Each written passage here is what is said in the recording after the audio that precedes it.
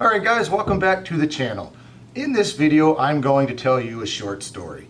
That story is my trip to Oshkosh 2019.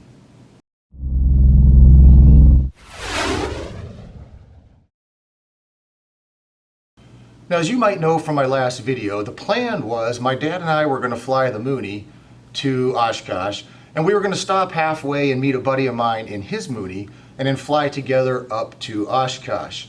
Well, that didn't work out really as planned. Unfortunately, my buddy's Mooney had some damage done to it from a maintenance shop as they were towing it with a tug, so he was out. So without having to meet him, we really didn't have to stay on our original schedule, so we decided to leave Michigan on Friday instead of Saturday. Now, one of the reasons I wanted to leave a day early was because on Friday we had perfect IFR weather. It was about 2,800 feet overcast and the clouds went up to about 4,000 or 5,000 feet. The next morning when we were originally planned to leave, it was supposed to be fairly clear, and I really wanted to get some actual instrument time in the Mooney because I haven't done something like that in a small airplane for about 20 years. Now, my dad and I loaded the airplane actually the night before, so we were ready to go. So the plan was we left about noon, got the Mooney out of the hangar, pre-flighted it, got some gas, and we were on our way to Oshkosh.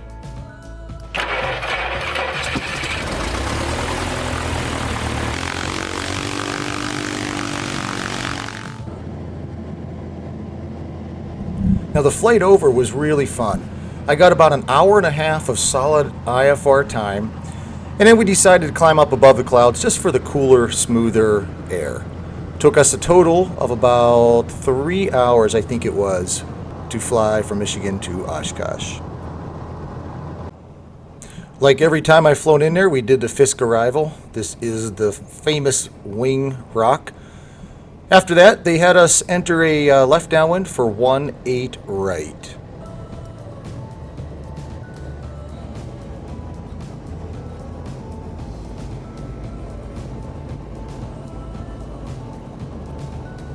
The tower wanted me to aim right for this pink dot here. So this is the base to final turn. And of course, I had an amazingly perfect landing. Just kidding.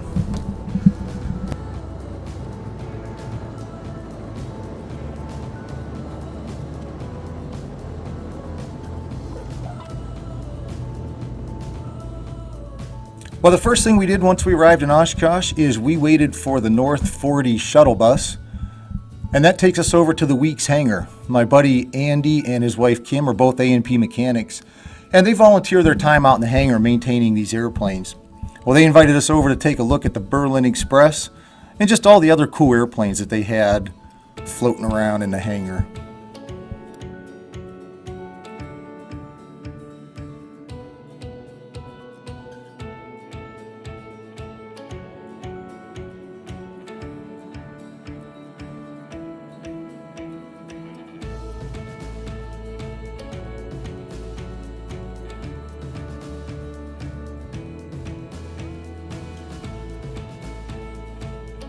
Now, I'm sure by now you guys have heard all about the massive amount of rain and wind and thunderstorms that went through Oshkosh pretty much all weekend. We camped in a tent and we stayed fairly dry, but it was really neat to see these really dark clouds coming overhead. Now, in this particular case, this cloud didn't even produce any rain over Oshkosh, but it sure was dark looking. After that cloud passed, the weather cleared up, and really it stayed nice until we left on Friday morning. We do like to attend a lot of the events in the Theater in the Woods, so we walked over there one night for the 50th anniversary of AirVenture being held in Oshkosh, Wisconsin. That was a pretty fun time, lots of good videos and flashbacks there. One of the things we like to do at least one day in Oshkosh is get up early and go get the freshly made donuts. They are absolutely delicious.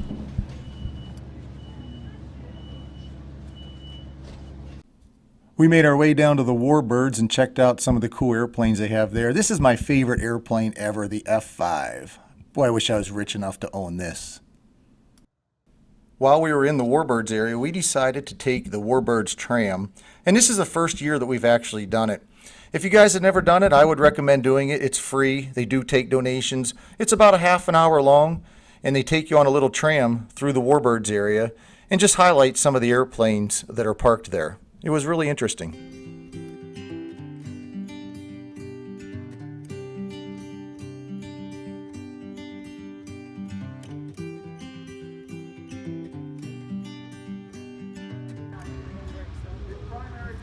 Well, that evening we went down to the south end of the airport to the ultralight field to watch the STOL competition.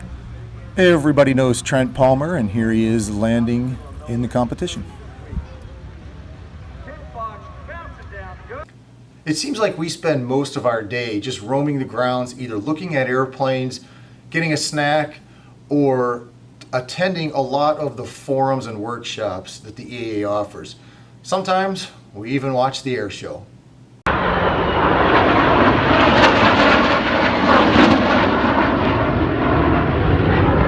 Of all the things there are to do at Oshkosh and all of the attractions and all of the things to see, my favorite thing is looking at the home-built airplanes.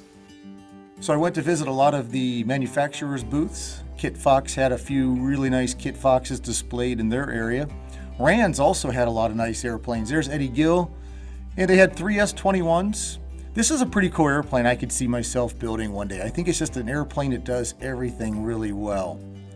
Of course, I had to go see Roger over here at the Zenith booth. They had their airplanes on display. Took a look at their cruiser. And then there were a couple other nice Zeniths displayed, a 650 and another cruiser that I went to look at.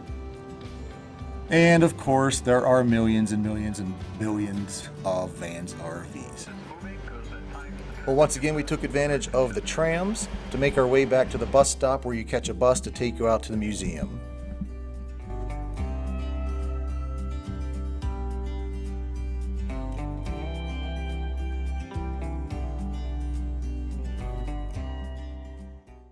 It seems like we were busy just from morning till evening. On Wednesday, we went to the night air show, which is really cool, but the coolest part of the night air show is by far the fireworks.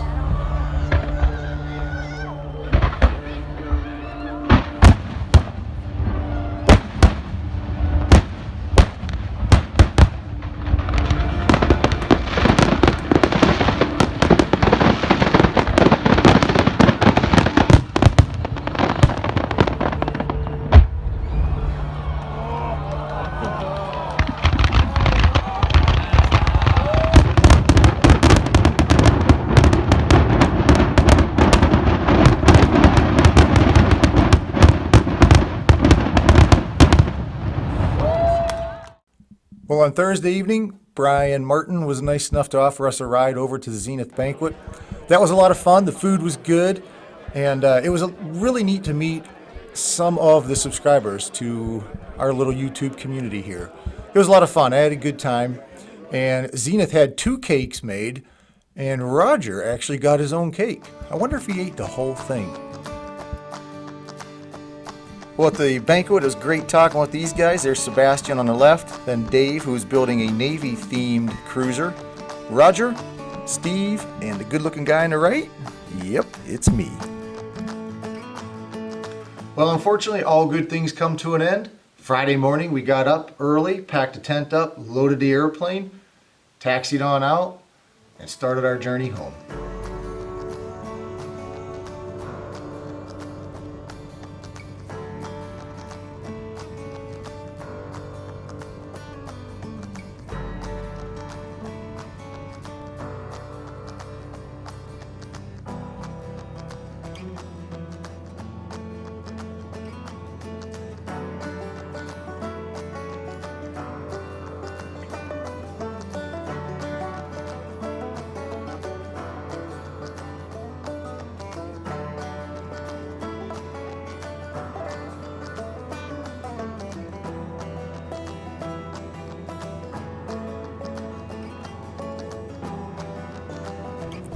On the way home, we had 1 fuel stop. After that, it was a 2-hour leg home. We climbed up to 7,500 feet. We were VFR the whole time and had a real nice ride home. We even had about a 20-mile-an-hour tailwind.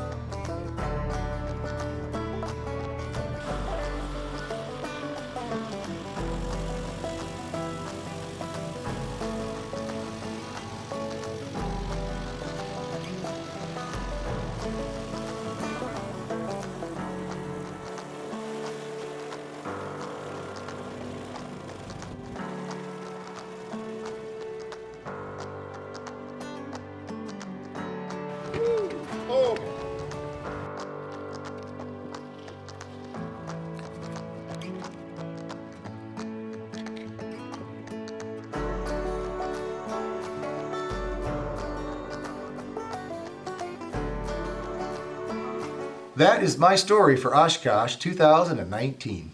Hey guys, before you take off, I wanted to show you what I bought at Oshkosh. Now I know I'm not a Trent Palmer or a Tucker Gott when it comes to filming and editing videos, but I do want to continue to get better and better. And if I'm going to get better, I do need to invest some money for some equipment into this channel. So at Oshkosh, I bought a GoPro 7, real nice camera to use. The problem with the GoPro is you need a couple of them. You need one in the cockpit or maybe two in the cockpit, and you need another one on the wing. So I bought 2 GoPros. I wanted to get 3, but I figured I better stop at 2 for now. I also got a kit that has a prop filter and an audio cord and all that kind of stuff so I can record audio. And although the cruiser is not flying yet, it will be soon. So I bought a strut mount, and this is used to mount a GoPro out on the wing strut. So spent a little bit of money, but I got some equipment that I hope will increase the quality of my videos. Thank you so much for watching. Please subscribe, hit the like button, ask questions in the comment section, and I'll see you again on the next video.